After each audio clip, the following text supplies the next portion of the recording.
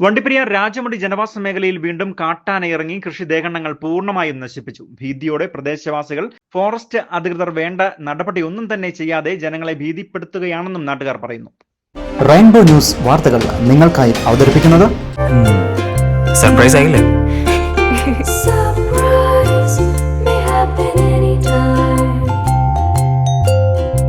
പവിത്ര gold, എന്നും സ്വന്തം. ഒരെണ്ണം കൂടി വാങ്ങായിരുന്നു. കഴിഞ്ഞ ഒരാഴ്ചക്കാലമായി പീരിമേട്, പരുന്തുംപാറ, പട്ടുമല മേഖലയിൽ കാട്ടാനക്കൂട്ടം എത്തി കൃഷികൾ വ്യാപകമായി നശിപ്പിക്കുന്നത് തുടർന്ന് നടക്കുകയാണ്. ഇന്നലെ രാത്രിയിൽ വണ്ടിപ്പെരിയാർ രാജമുടി കോളനിയിലാണ് കാട്ടാനക്കൂട്ടം എത്തിയത്. 3 ആനകൾ ഉണ്ടായിരുന്നു എന്നാണ് നാട്ടുകാർ പറയുന്നത്. രാത്രി 2 മണിയോടുകൂടി ജനവാസ മേഖലയിൽ ഇറങ്ങിയ കാട്ടാന പ്രദേശത്തെ 3ഓളം കർഷകരുടെ ഏലം, കാപ്പി, വാഴ, പ്ലാവ് തുടങ്ങിയ കൃഷിദേഹങ്ങൾ പൂർണ്ണമായും നശിപ്പിച്ചു.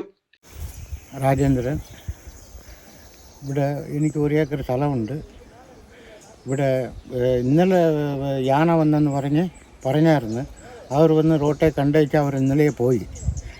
അപ്പോൾ ഇന്നലെ രാത്രിയിൽ വന്നിട്ട് ഇതെല്ലാം ഏലം, ഈ വാഴ, മരം, ഈ ചക്ക ഇതെല്ലാം നശിപ്പിച്ച് കളഞ്ഞേച്ച് പോയി. ഇങ്ങനെയാണ് കിടക്കുന്നത്. வெளியில் தாமசிக்கிறேன்.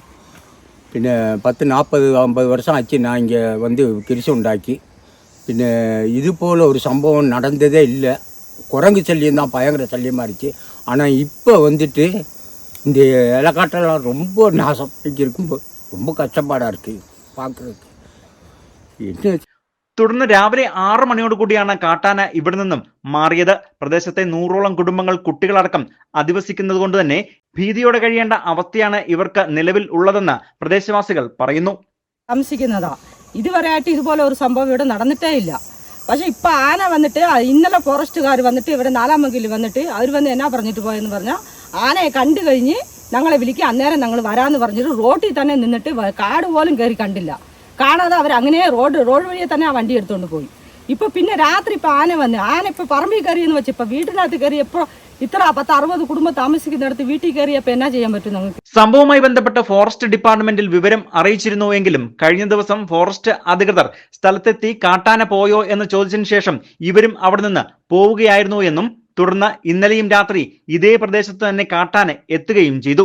ഗ്രാമ്പി, കൊക്ക ഭാഗത്തു നിന്നുമാണ് കാട്ടാനക്കൂട്ടം ജനവാസ മേഖലയിലേക്ക് സ്ഥിരമായി ഇറങ്ങുന്നത്. ഈ സ്ഥലങ്ങളിൽ ഫെൻസിംഗ് വേലികളോ ട്രെഞ്ചോ ഒന്നും ഇല്ലാത്തത് കൊണ്ട് തന്നെ വന്യമൃഗങ്ങൾ ജനവാസ മേഖലയിലേക്ക് കടക്കാൻ സാധ്യത ഏറെയുമാണ്. ഏറ്റവും അടിയന്തരമായി തന്നെ ജനങ്ങൾക്ക് ഭീഷണിയാകുന്ന ഈ കാട്ടാനകളെ വനത്തിലേക്ക് തുരത്താനുള്ള നടപടി സ്വീകരിക്കണം. ഒപ്പം ഇവ വീണ്ടും ജനവാസ മേഖലയിലേക്ക് ഇറങ്ങാതിരിക്കാനുള്ള സുരക്ഷാ ക്രമീകരണങ്ങൾ ഏർപ്പെടുത്തണം എന്നുള്ളതുമാണ് നാട്ടുകാരുടെ ആവശ്യം. News bureau, Vandiperiyar.